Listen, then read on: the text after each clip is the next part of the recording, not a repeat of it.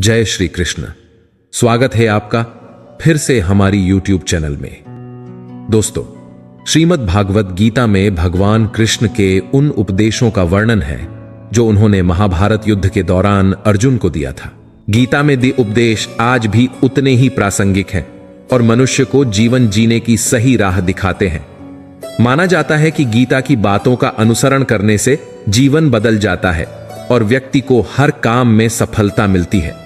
आइए जानते हैं श्रीमद् भागवत गीता के उन अनमोल मंत्रों के बारे में जो हमें जीवन की कई अहम बातें बताते हैं। गीता के अनुसार हमें कोई भी कर्म बिना फल की इच्छा के बिना ही करना चाहिए। अगर किसी कार्य में सफलता प्राप्त करना चाहते हैं तो सिर्फ और सिर्फ अपने कर्मों पर ही केंद्रित करें। मन में कोई भी अन्य विचार आपको आपके लक्ष्य से भटका सकता है। गीता के अनुसार व्यक्ति को कभी भी अपने कर्मों पर संदेह नहीं करना चाहिए। ऐसा करने से व्यक्ति खुद का सर्वनाश कर बैठता है। इसलिए सफलता प्राप्त करना चाहते हैं तो जो भी कार्य करें उसे पूरे विश्वास के साथ बिना किसी संदेह के पूरा करें। गीता में श्री कृष्ण कहते हैं, मनुष्य को किसी भी वस्तु के प्रति अत्यधिक लगाव नहीं रखना चाहिए। यह लगाव ही मनुष्य के दुख और असफलता का कारण बनता है। अत्यधिक लगाव से व्यक्ति में क्रोध और दुख का भाव उत्पन्न होता है। इसकी वजह से वह अपने कर्म पर केंद्रित नहीं कर पाता है। इसलिए मनुष्य को अत्यधिक लगाव से बचना चाहिए। श्री कृष्ण के अनुसार किसी भी कार्य में सफलता प्राप्त करने के लिए अपने भीतर छिपे डर को खत्म करना चाहिए। यह सीख देते हुए कृष्ण ने अर्जुन को कहा था कि हे अर्जुन, तुम निडर होकर युद्ध कर। अगर युद्ध में तुम मारे गए तो स्वर्ग मिलेगा और अगर जीत गए तो धरती पर राज मिलेगा। इसलिए अपने मन से डर को खत्म कर दो। श्रीमद् भगवत गीता न केवल धर्म का ज्ञान कराती है बल्कि जीवन जीने का ढंग भी बताती है। महाभारत के युद्ध के पहले श्री कृष्ण और अर्जुन के बीच का संवाद मानव के लिए प्रेरणादायी है। गीता के उपदेशों का अनुसरण कर हम न केवल खुद का बल्कि समाज का भी भला कर सकते हैं। पंडित नारायण शर्मा कहते हैं कि महाभारत के युद्ध में जब पांडवों और कौरवों की सेना आमने सामने डटी थी तो उस समय अर्जुन दुश्मन सेना में अपने बंधु बांधवों को देखकर अवसादग्रस्त हो जाते हैं। तब अर्जुन के सारथी बने श्री कृष्ण उन्हें उपदेश देते हैं कि पार्थ, तुम दुख का त्याग कर युद्ध करो। वर्तमान में भी जीवन की कठिनाइयों से लड़ने के लिए मानव को गीता में बताए सूत्रों को अपनाना चाहिए। गीता के सूत्रों को अपनाने से व्यक्ति उन्नति पथ की ओर अग्रसर होता है। जो ज्ञानी पुरुष ज्ञान और कर्म को सम देखता है उसी की सोच सही है। सही नजरिया रखने वाला व्यक्ति इच्छित फल की प्राप्ति कर लेता है। इसलिए व्यक्ति को ज्ञान और कर्म में समभाव बनाए रखना चाहिए। मन पर नियंत्रण जरूरी। मन बहुत चंचल होता है और वह सदा यहां से वहां भटकता रहता है। अशांत मन को योग और ध्यान का नियमित अभ्यास कर वश में किया जा सकता है। गीता में लिखा है कि क्रोध भ्रम पैदा करता है और भ्रम से बुद्धि विचलित होती है। जब बुद्धि का विचलन हो जाता है तो तर्क करने की क्षमता भी क्षीण हो जाती है। जब मनुष्य में तर्क करने की क्षमता नहीं रह जाती तो वह पतन की ओर अग्रसर हो जाता है। इसलिए क्रोध से बचना चाहिए। मन बहुत चंचल होता है, इस पर नियंत्रण करना बहुत जरूरी होता है। जो मनुष्य मन पर नियंत्रण नहीं कर पाते, ऐसे लोगों का मन उनके दुश्मन की तरह कार्य करता है और धीरे धीरे मनुष्य गलत राह की ओर अग्रसर हो जाता है। मनुष्य को हर दिन आत्मचिंतन करना चाहिए। आत्मचिंतन से जो ज्ञान प्राप्त होता है उससे व्यक्ति उसके अंदर छुपे अज्ञान रूपी अंधकार को दूर कर सकता है। भगवान कृष्ण ने गीता में कहा है कि मनुष्य जैसा कर्म करता है उसे उसी के अनुरूप परिणाम की प्राप्ति होती है। इसलिए जीवन में अच्छे कर्म करने को महत्व देना चाहिए। मनुष्य जो चाहे वह प्राप्त कर सकता है, बस जरूरत होती है तो इच्छित वस्तु को प्राप्त करने लगन के साथ कार्य करने की। ऐसा करके व्यक्ति का सफलता अवश्य मिलती है। प्रकृति के विपरीत कार्य करके मनुष्य तनाव से ग्रसित हो जाता है। यही तनाव मनुष्य के विनाश का कारण बनता है। इसलिए तनाव से मुक्त रहने के लिए धर्म और कर्म का मार्ग अपनाना चाहिए। मनुष्य जिस तरह सोचता है उसी तरह का आचरण करता है। स्वयं के अंदर के विश्वास को जागृत कर सोच में बदलाव ला सकता है जो उसके जीवन के लिए बेहतर होगा। बुद्धिमान व्यक्ति कर्म को प्रधान रखता है वह उसके फल के बारे में कभी नहीं सोचता। किसी काम को करने का यही उत्तम और उचित साधन है। श्रीमद् भगवद गीता में लिखा है कि जब अर्जुन ने अपने निकट संबंधियों, गुरुजनों और मित्रों को कौरवों की सेना में देखा तो वह भावुक हो उठा। उसे लगा कि इस युद्ध में अपने प्रियजनों का वध करना पाप होगा। उसके मन में संदेह और विषाद ने घर कर लिया। उसने कृष्ण से कहा, हे कृष्ण, मैं इस युद्ध को नहीं लड़ सकता। मेरे अपने ही मेरे सामने खड़े हैं। इन्हें मारकर मुझे कौन सा सुख मिलेगा? मैं अधर्म के पथ पर जा रहा हूं। अर्जुन ने कहा, हे माधव, मेरे हाथ कांप रहे हैं, मुंह सूख रहा है और मेरे शरीर में कंपन हो रहा है। मैं अपने प्रियजनों के बिना जीवन नहीं जीना चाहता। युद्ध के इस महायुद्ध में मैं अपने ही कुटुंब का वध कैसे कर सकता हूं? अर्जुन के विषाद को देखकर भगवान कृष्ण ने उसे जीवन और धर्म का वास्तविक अर्थ समझाने का निर्णय लिया। उन्होंने कहा, हे पार्थ, तुम जो देख रहे हो वह केवल मायाजाल है। आत्मा अमर है, उसे न कोई मार सकता है और न ही कोई मार सकता है। यह शरीर तो केवल एक वस्त्र है जो समय के साथ बदलता रहता है। आत्मा न कभी जन्म लेती है न मरती है, वह अविनाशी है। कृष्ण ने अर्जुन को कर्मयोग का उपदेश दिया। उन्होंने कहा, तुम्हारा कर्तव्य है कि तुम अपने कर्म को करो, फल की चिंता मत करो। केवल कर्म करने का अधिकार तुम्हारा है, फल पर नहीं। निष्काम भाव से अपने कर्तव्यों का पालन करना ही सच्चा धर्म है। कृष्ण ने समझाया कि हमें अपने जीवन में कार्य करते समय किसी भी प्रकार की आसक्ति नहीं रखनी चाहिए। हमें केवल अपने कर्तव्यों का पालन करना चाहिए और फल की चिंता भगवान पर छोड़ देनी चाहिए। इस प्रकार निष्काम कर्म करने से मनुष्य जीवन के बंधनों से मुक्त हो सकता है। कृष्ण ने अर्जुन को भक्ति योग की महत्ता भी समझाई। उन्होंने कहा, जो व्यक्ति मुझे अनन्य प्रेम और श्रद्धा से भजता है, मैं उसका उद्धार करता हूं। भक्ति से मनुष्य का हृदय शुद्ध होता है और उसे मोक्ष प्राप्त होता है। कृष्ण ने अर्जुन को बताया कि भक्ति योग से मनुष्य अपने सारे दुखों और कष्टों से मुक्त हो सकता है। भगवान की भक्ति करने से आत्मा की शांति मिलती है और जीवन के सभी क्लेश समाप्त हो जाते हैं। कृष्ण ने अर्जुन को ज्ञान योग और ध्यान योग का महत्व भी समझाया। उन्होंने कहा, ज्ञान योग से मनुष्य को आत्मबोध होता है। ज्ञान के प्रकाश से अज्ञान का अंधकार मिट जाता है। ध्यान योग से मनुष्य अपने मन को नियंत्रित कर सकता है और आत्मा के वास्तविक स्वरूप को पहचान सकता है। कृष्ण के उपदेशों को सुनकर अर्जुन के मन का संदेह और विषाद समाप्त हो गया। उसने अपने कर्तव्य का पालन करने का निर्णय लिया और युद्ध के लिए तैयार हो गया। उसने कहा, हे केशव, आपके उपदेशों ने मेरे मन का अज्ञान मिटा दिया है। अब मैं अपने कर्तव्य का पालन करूंगा और युद्ध लड़ूंगा। इस प्रकार श्रीमद् भगवद गीता का सार यह है कि हमें अपने कर्तव्यों का पालन निष्काम भाव से करना चाहिए। आत्मा अमर है और शरीर केवल एक वस्त्र है। हमें जीवन में धर्म, भक्ति, ज्ञान और ध्यान के मार्ग पर चलना चाहिए। भगवान कृष्ण के उपदेश हमें सिखाते हैं कि हर परिस्थिति में धर्म का पालन करना ही सच्चा कर्तव्य है और इससे मनुष्य को मोक्ष की प्राप्ति होती है। दोस्तों, श्री कृष्ण कहते कि कोई भी अपने कर्म से भाग नहीं सकता। कर्म का फल तो भुगतना ही पड़ता है। इसलिए अच्छे कर्म करो ताकि अच्छे फल मिले। ज्यादा खुश होने पर और ज्यादा दुखी होने पर निर्णय नहीं लेना चाहिए, क्योंकि यह दोनों परिस्थितियां आपको सही निर्णय नहीं लेने देती हैं। जो होने वाला है वो होकर ही रहता है और जो नहीं होने वाला वह कभी नहीं होता। जो ऐसा मानते हैं उन्हें चिंता कभी नहीं सताती है। सही कर्म वह नहीं है जिसके परिणाम हमेशा सही हो, बल्कि सही कर्म वह है जिसका उद्देश्य कभी भी गलत ना हो। धरती पर जिस तरह मौसम में बदलाव आता है, उसी तरह जीवन में भी सुख दुख आता जाता रहता है। मानव कल्याण ही भगवद गीता का प्रमुख उद्देश्य है।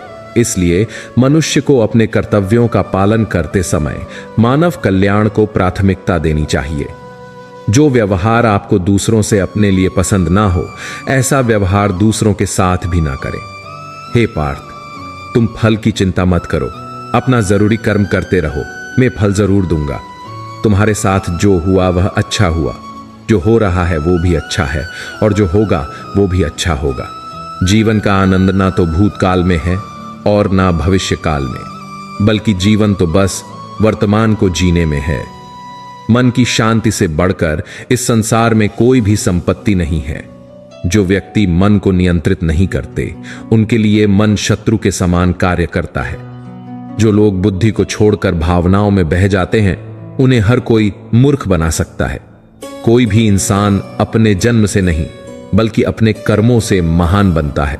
व्यक्ति को अपनी इंद्रियों को वश में रखने के लिए बुद्धि और मन को नियंत्रित रखना होगा। इंसान हमेशा अपने भाग्य को कोसता है, यह जानते हुए भी कि भाग्य से भी ऊंचा उसका कर्म है, जिसके स्वयं के हाथों में है। इस दुनिया में कोई भी पूरी तरह से सही नहीं है, इसीलिए लोगों की अच्छाइयों को देखकर उनके साथ अच्छे रिश्ते बनाएं।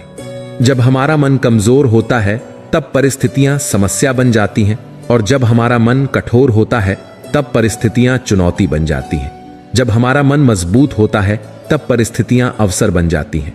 अगर आप अपनी गलतियों से कुछ सीखते हो, तो गलतियां सीढ़ियां बनती हैं, और अगर नहीं सीखते हैं, तो गलतियां सागर हैं।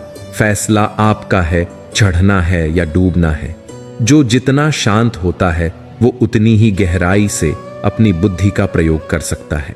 निंदा से घबराकर अपने लक्ष्य को न छोड़, क्योंकि लक्ष्य मिलते ही निंदा करने वालों की राय बदल जाती है।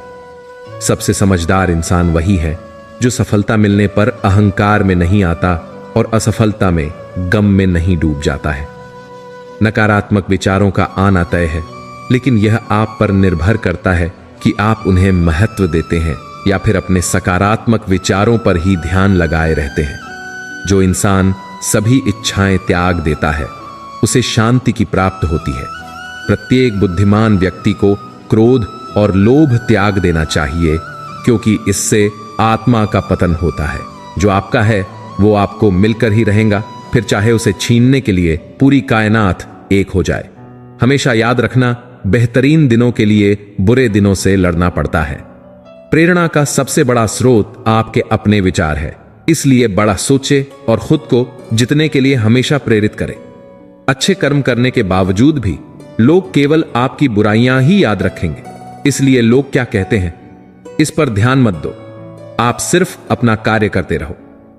नरक के 3 द्वार हैं, वासना, क्रोध और लालच। मैं उन्हें ज्ञान देता हूं जो सदा मुझसे जुड़े रहते हैं और जो मुझसे प्रेम करते हैं।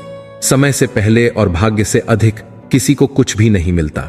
सदैव संदेह करने वाले व्यक्ति के लिए प्रसन्नता ना इस लोक में है, ना ही कहीं और। इंसान अपने विश्वास से बनता है, जैसा वो विश्वास करता है वैसा वो बन जाता है। लगातार कोशिश करने से अशांत मन को वश में किया जा सकता है। सिर्फ मन ही किसी का दोस्त और किसी का दुश्मन होता है। चुप रहने से बड़ा कोई जवाब नहीं, और माफ कर देने से बड़ी कोई सजा नहीं। जो चीजें तुम्हारे दायरे से बाहर हो, उसमें समय गंवाना मूर्खता है। जो दान कर्तव्य समझकर बिना किसी शक के किसी जरूरतमंद इंसान को दिया जाए, वही सच्चा दान है। जीवन का दूसरा नाम संघर्ष है। जिस तरह आग सोने को परखती है, उसी तरह मुसीबत एक बहादुर इंसान को। अभिमान नहीं होना चाहिए कि मुझे किसी की जरूरत नहीं पड़ेगी, और यह वहम भी नहीं होना चाहिए कि सबको मेरी जरूरत पड़ेगी। जो मनुष्य फल की इच्छा का त्याग करके केवल कर्म पर ध्यान देता है, वह अवश्य ही जीवन में सफल होता है। मदद सबकी करो, मगर आशा किसी से मत रखो, क्योंकि सेवा का सही मूल्य ईश्वर ही दे सकते हैं। जैसे समुद्र के पार जाने के लिए नाव ही एकमात्र जरिया है, वैसे ही स्वर्ग में जाने के लिए सत्य ही एक सीढ़ी है। सच्ची दोस्ती दुख को आधा और सुख को 2 गुना कर देती है। जितना हो सके खामोश रहना ही अच्छा है, क्योंकि सबसे ज्यादा गुनाह इंसान से उसकी जुबान ही करवाती है। परिवर्तन संसार का नियम है। समय के साथ संसार में हर चीज परिवर्तन के नियम का पालन करती है। जो बीत गया उस पर दुहक क्यों करना, जो है उस पर अहंकार क्यों करना, और जो आने वाला है उसका मोह क्यों करना। दुख में सुख खोज लेना, हानि में लाभ खोज लेना, प्रतिकूलताओं में भी अवसर खोज लेना, इस सब को सकारात्मक दृष्टिकोण कहा जाता है। जीवन का ऐसा कोई बड़े से बड़ा दुहक नहीं जिससे सुख की परछाइयों को ना देखा जा सके। जिंदगी की ऐसी कोई बाधा नहीं जिससे कुछ प्रेरणा ना ली जा सके। रास्ते में पड़े हुए पत्थर को आप मार्ग की बाधा भी मान सकते हैं और चाहें तो उस पत्थर को सीढ़ी बनाकर ऊपर भी चढ़ सकते हैं। जीवन का आनंद वही लोग उठा पाते हैं जिनका सोचने का ढंग सकारात्मक होता है। इस दुनिया में बहुत लोग इसलिए दुखी नहीं कि उन्हें किसी चीज की कमी है, किंतु इसलिए दुखी हैं कि उनके सोचने का ढंग नकारात्मक है। सकारात्मक सोचो, सकारात्मक देखो, इससे आपको अभाव में भी जीने का आनंद आ जाएगा। अगर आपकी खुशी की एकमात्र वजह यह है कि जो चीज आपके पास है वो दूसरों के पास नहीं, तो इसे विकार कहेंगे। इस तरह के विकार से जितनी जल्दी छुटकारा पा लिया जाए उतना बढ़िया। इससे मिलने वाली प्रसन्नता क्षणिक होती है, नुकसान ज्यादा होता है और उसके बारे में पता बाद में चलता है। बातें चाहे कितनी बड़ी बड़ी की जाए, कितनी ही अच्छी ही क्यों ना हो, किंतु याद रखिए संसार आपको आपके कर्मों के द्वारा जानता है। अतः बातें भी अच्छी करिए और कार्य भी हमेशा उत्कृष्ट और श्रेष्ठ करें। भगवान जानते हैं आपने किस चीज के लिए कितना सब्र किया है और यकीन मानिए आपके सब्र के हर पल की कीमत अदा होगी। प्रभु पर विश्वास रखिए, जिंदगी में जो कुछ भी होता है अच्छे के लिए होता है। बुरा वक्त इसलिए आता है ताकि हम अच्छे वक्त की कीमत जान सके, और लोग इसीलिए बदल जाते हैं ताकि हम उनके असली चेहरे पहचान सकें कि वो क्या थे और हम उन्हें क्या समझ रहे थे। पक्षी की तरह आपको भी अपने बच्चों को संपत्ति नहीं बल्कि उन्हें योग्य बनाना चाहिए। अगर संपत्ति देंगे तो हो सकता है वो उसे गवा दे, लेकिन अगर कमाना सिखाएंगे तो कमाने का मोल समझेगा, सही राह पे चलेगा। जब भगवान सृष्टि की रचना कर रहे थे तो उन्होंने जीव को कहा कि तुम्हें मृत्युलोक जाना पड़ेगा, मैं सृष्टि की रचना करने जा रहा हूं। यह सुन जीव की आंखों में आंसू आ गए। वो बोला, प्रभु कुछ तो ऐसा करो कि मैं लौटकर आपके पास ही आऊं। भगवान को दया आ गई। उन्होंने 2 कार्य किए जीव के लिए। पहला, संसार की हर चीज में अतृप्ति मिला दी और जीव से कहा, तुझे दुनिया में कुछ भी मिल जाए परंतु तू तृप्त नहीं होगा। तृप्ति तभी मिलेगी जब तू मेरे पास आएगा। और दूसरा, सभी के हिस्से में थोड़ा थोड़ा दुख मिला दिया है ताकि तू लौटकर मेरे ही पास पहुंचे। इस तरह हर किसी के जीवन में थोड़ा दुख है। जीवन का दुख या विषाद हमें ईश्वर के पास ले जाने के लिए है, लेकिन हम चूक जाते हैं। हमारी समस्या क्या है कि हर किसी को दुख आता है, हम भागते हैं ज्योतिष के पास, अपने दोस्तों और रिश्तेदारों के पास। कुछ होने वाला नहीं, थोड़ी देर का मानसिक संतोष बस। यदि दुखों से घबराइए नहीं और ईश्वर का प्रसाद समझकर आगे बढ़े तो बात बन जाती है। यदि हम ईश्वर से विलग होने के दिनों को याद कर ले तो बात बन जाती है और जीव दुखों से भी पार हो जाता है। दुख तो ईश्वर का प्रसाद है, दुखों का मतलब है ईश्वर का बुलावा है। वो हमें याद कर रहा है। पहले भी ये विषाद और दुख बहुत से संतों के लिए ईश्वर प्राप्ति का मार्ग बन चुका है। हमें ये बात अच्छे से समझनी चाहिए कि संसार में हर चीज में अतृप्ति है और दुख और विषाद ईश्वर प्राप्ति का साधन है। गीता के अनुसार व्यक्ति को संदेह या संशय का स्थिति में नहीं रहना चाहिए। जो लोग संशय का स्थिति में रहते हैं उनका भला नहीं हो सकता है। जीवन में स्पष्ट नजरिया होना चाहिए। श्रीमद् भगवद गीता के अनुसार भगवान श्री कृष्ण कहते हैं कि कभी भी किसी काम को टालना नहीं चाहिए। निश्चित समय पर अपना काम को पूरा कर लेनी चाहिए। अगर आप कोई व्यक्ति ऐसा करता है तो वो हमेशा सफलता को प्राप्त करता है। वहीं अगर आप हमेशा अपने कर्म से भागते रहेंगे तो भी आप जीवन में सफलता हासिल नहीं कर पाएंगे। गीता में कहा गया है कि यदि व्यक्ति का कर्म सही दिशा में हो तो वह बड़ी से बड़ी मुश्किल का सामना भी आसानी से कर लेता है और कभी उसे असफलता का सामना नहीं करना पड़ता है। भगवत गीता में भगवान श्री कृष्ण कहते हैं कि जरूरी नहीं है कि हर व्यक्ति हर काम में माहिर हो या वो सभी कार्यों को सही तरीका से कर सकते हैं। इसलिए अपनी शक्ति पहचानें और उसी काम को करने का प्रयास करें जिसमें आप अच्छे हैं। इससे भी आपकी सफलता निश्चित है। कभी कभी हम लोग सोचते हैं कि मैं बनान ये चाहते थे और बन ये गए हैं, लेकिन भगवान श्री कृष्ण कहते हैं कि आप वही जीवन में कर पाते हैं जिसके लिए आपका जन्म हुआ है। धरती पर डर लगने में कोई बुराई नहीं है, लेकिन उस डर को कभी भी खुद पर हावी न होने दें। खुद पर काबू रखकर ही सफलता को पाना संभव है। व्यक्ति का मस्तिष्क तभी तक उसका मित्र है जब तक वह उसके नियंत्रण में है। जब आपका दिमाग आपके नियंत्रण से बाहर हो जाता है तो वही उसका सबसे बड़ा शत्रु भी बन जाता है। इसीलिए जब तक आप सही हैं और जीवन में कोई गलती नहीं करते हैं तो आप किसी से बिल्कुल भी न डरे। भगवान गीता के अनुसार किसी भी व्यक्ति को खुद से बेहतर कोई नहीं जान सकता, इसलिए स्वयं का आकलन करना बेहद जरूरी है। हम लोगों को हमेशा लगता है कि वो काम नहीं कर सकते हैं जो कोई दूसरा करता है। गीता के अनुसार जो भी व्यक्ति अपने गुणों और कमियों को जान लेता है वह अपने व्यक्तित्व का निर्माण करके हर काम में सफलता प्राप्त कर सकता है। चलो श्रीमद् भगवद गीता के सभी अध्याय के सार जानते हैं। पहले अध्याय में अर्जुन ने युद्ध भूमि में भगवान श्री कृष्ण से कहा कि युद्ध में मैं इन सभी को मारना नहीं चाहता हूं, भले ही यह सभी मुझे ही मार डालें, लेकिन अपने ही कुटुंबियों को मारकर हम कैसे सुखी हो सकते हैं। बुद्धिमान होकर भी हम पाप करने को तैयार हो गए हैं। अर्जुन युद्ध भूमि में धनुष को त्याग कर रथ पर बैठ गए।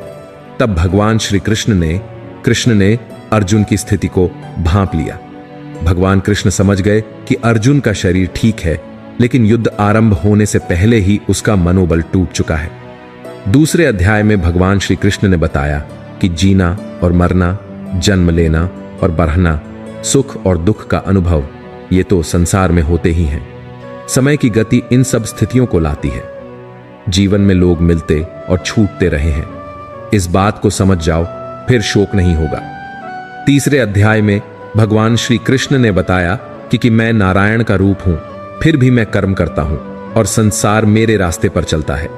हमें कर्म करते रहना चाहिए। जो व्यक्ति कर्म से बचना चाहता है वह ऊपर से तो कर्म छोड़ देता है, पर मन ही मन उसमें डूबा रहता है। चौथे अध्याय में बताया गया है कि जब जब धर्म की हानि होती है तब तब मनुष्यों के बीच भगवान का अवतार होता है। अधर्म हमेशा कायम नहीं रह सकता। पांचवें अध्याय में भगवान श्री कृष्ण ने कर्म की शुद्धता के बारे में बताया है। हमें अपने सभी कर्म भगवान को समर्पित कर देने चाहिए और फल की चिंता नहीं करनी चाहिए। भगवान श्री कृष्ण ने छठे अध्याय में कहा कि जो मनुष्य मन को वश में कर लेता है उसका मन ही उसका सबसे अच्छा मित्र बन जाता है, लेकिन जो मनुष्य मन को वश में नहीं कर पाता है उसके लिए वह मन ही उसका सबसे बड़ा शत्रु बन जाता है। जिसने अपने मन को वश में कर लिया उसको परमात्मा की प्राप्ति होती है। सातवां अध्याय में बताया गया है कि भगवान के अनेक रूप हैं, लेकिन सब नारायण ही हैं। यहां विष्णु भगवान के अनेक रूपों का उल्लेख किया गया है। भगवान कहते हैं उसी व्यक्ति को ज्ञान प्राप्त होना है जो नारायण को पहचान लेता है। आठवें अध्याय में श्री कृष्ण ने बताया कि जीव के शरीर के भीतर जीव, ईश्वर तथा भूत, ये तीन शक्तियां मिलकर जिस प्रकार कार्य करती हैं उसे अधियज्ञ कहते हैं। हर जीव में तीन शक्तियां होती हैं। अब 9वें अध्याय में भगवान श्री कृष्ण ने कहा कि वेद का समस्त कर्मकांड, यज्ञ, अमृत, मृत्यु, संत, असंत और जितने भी देवी देवता हैं सब ब्रह्म में से निकले हैं, उन्हीं में लीन हो जाते हैं। ईश्वर एक ही है। 10वें अध्याय का सार यह है कि जितने देवता हैं सब एक ही भगवान की विभूतियां हैं। मनुष्य के समस्त गुण और अवगुण भगवान की शक्ति के ही रूप है। 11वां अध्याय में अर्जुन ने भगवान का विराट रूप देखा, विष्णु का जो चतुर्भुज रूप। जब अर्जुन ने भगवान का विराट रूप देखा तो उसके मस्तक का विस्फोटन होने लगा। दिशो न जाने न लभ्ये च शर्म, यही घबराहट के वाक्य उनके मुख से निकले। अब 12वें अध्याय में श्री कृष्ण ने बताया कि जो भगवान के ध्यान में लग जाते हैं और अपने मन को स्थिर करके निरंतर मेरे सगुण रूप की पूजा में लगे रहते हैं वह व्यक्ति मुझे प्राप्त करते हैं। इसलिए अर्जुन तो केवल मेरे लिए कर्म करने का प्रयत्न कर, इस प्रकार तू मेरे लिए कर्मों को करता हुआ परम सिद्धि को प्राप्त करेगा। 13वां अध्याय में भगवान कृष्ण ने कहा कि केवल मुझे पाने के लिए मेरी भक्ति करना, बिना परेशान हुए मेरी भक्ति में विश्वास बनाए रखने का भाव, शुद्ध एकांत स्थान में रहने का भाव और परमात्मा से मिलने का भाव, यह सब ज्ञान है। जो मुझे और मेरी भक्ति को नहीं जानते वह अज्ञान है। 16वें अध्याय में भगवान कृष्ण ने कहा कि अनेक प्रकार की चिंताओं से भ्रमित होकर विषय भोगों में आसक्त आसुरी स्वभाव वाले मनुष्य नरक में जाते हैं। आसुरी स्वभाव वाले व्यक्ति स्वयं को ही श्रेष्ठ मानते हैं और वे बहुत ही घमंडी होते हैं। आसुरी स्वभाव वाले ईर्ष्यालु, क्रूर कर्मी और मनुष्यों में अधम होते हैं। ऐसे अधम मनुष्यों को मैं संसार रूपी सागर में निरंतर आसुरी योनियों में ही गिराता रहता हूं और दंड देता हूं। 17वें अध्याय में भगवान श्री कृष्ण ने बताया कि परमात्मा की प्रसन्नता लिए जो भी कर्म किया जाता है वह निश्चित रूप से सत्य ही कहा जाता है। बिना श्रद्धा के यज्ञ, दान और तप के रूप में जो कुछ भी धार्मिक कार्य किया जाता है वह सभी असत कहा जाता है। इसलिए वह न तो इस जन्म में लाभदायक होता है और न ही अगले जन्म में लाभदायक होता है। दिखावे की भक्ति का कोई लाभ नहीं होता। अब 18वें आखिरी अध्याय में श्री कृष्ण गीता के समस्त उपदेशों का सार एवं उपसंहार है। मनुष्य को बहुत देखभाल कर चलना आवश्यक है, जिससे वह अपनी बुद्धि और वृत्ति को बुराई से बचा सके। धर्म और अधर्म को, बंध और मोक्ष को, वृत्ति और निवृत्ति को जो बुद्धि ठीक से पहचानती है वही सात्विकी बुद्धि है और वही मानव की सच्ची उपलब्धि है। जो मनुष्य श्रद्धा पूर्वक इस गीता शास्त्र का पाठ और श्रवण करते हैं वे सभी पापों से मुक्त होकर श्रेष्ठ लोक को प्राप्त होते हैं। दोस्तों, अगर आप परिणामों के डर से अगर कुछ नहीं करेंगे तो ये मूर्खता है। खाली बैठना भी कर्म ही है, जिसका परिणाम आर्थिक और समय की हानि के रूप में मिलता है। सारे जीव प्रकृति के अधीन हैं, वो हमसे अपने अनुसार कर्म करवा ही लेगी। हमें क्षमता और विवेक के आधार पर कर्म करते रहना चाहिए। मनुष्य इंद्रियों पर काबू रखता है, उसकी बुद्धि स्थिर होती है। जिसकी बुद्धि स्थिर होगी वह अपने क्षेत्र में बुलंदी की ऊंचाइयों को छूता है और जीवन के कर्तव्यों का निर्वाह पूरी ईमानदारी से करता है। मन में किसी भी प्रकार की इच्छा व कामना को रखकर मनुष्य को शांति प्राप्त नहीं हो सकती। शांति प्राप्त करने के लिए इच्छाओं को मिटाना होगा। हम जो भी कर्म करते हैं उसके साथ अपने अपेक्षित परिणाम को साथ में चिपका देते हैं। पसंद के परिणाम की इच्छा हमें कमजोर करती है। कृष्ण भगवान कहते हैं, अंदर जो आत्मा है वही मैं खुद हूं। भगवान जो कुछ कहना चाहते थे वह है। और ये बुद्धिशाली लोग गीता का अर्थ करने जाते हैं, उसकी पुस्तकें निकालते हैं। मूलतः तो इन लोगों को अर्थ करना ही नहीं आता और बड़े बड़े विवेचन, टीकाएं लिखकर अर्थ निकालने गए हैं, लेकिन ये तो खुद के स्वच्छंद से अपना नाम फैलाने के लिए ही करते हैं। जब बेटा यदि हॉस्टल में पढ़ रहा हो तब फादर उसे खड़े शब्दों में पत्र लिखते हैं, तू पढ़ता नहीं है और मेरे पैसे बिगाड़ रहा है, सिनेमा नाटक देखता रहता है, कुछ भी नहीं करता है। तब बेटा क्या करता है कि बाप का पत्र खुद के फ्रेंड को दिखाता है और कहता है कि देखना मेरे फादर कैसे हैं, जंगली हैं, लोभी हैं और क्रोधी हैं, कंजूस हैं। लड़का ऐसा क्यों कहता है? क्योंकि उसे फादर की बात समझ में नहीं आती। वह फादर का अंतराशय नहीं समझ सकता है। फादर और बेटे में मात्र 25 ही सालों का डिफरेंस है, फिर भी बाप का अंतराशय बेटा नहीं समझ पाता। तो फिर कृष्ण भगवान को गए तो 5000 साल हो गए। तो 5000 साल के डिफरेंस में कृष्ण भगवान का अंतराशय कौन समझ सकेगा? उनका अंतराशय कौन बता सकेगा? वह तो जो खुद कृष्ण भगवान हैं वे ही बता सकते हैं। महावीर के अंतराशय की बात कौन बता सकता है? वह तो जो खुद महावीर हैं वे ही बता सकते हैं। महावीर का भी 2500 साल का डिफरेंस हो चुका है।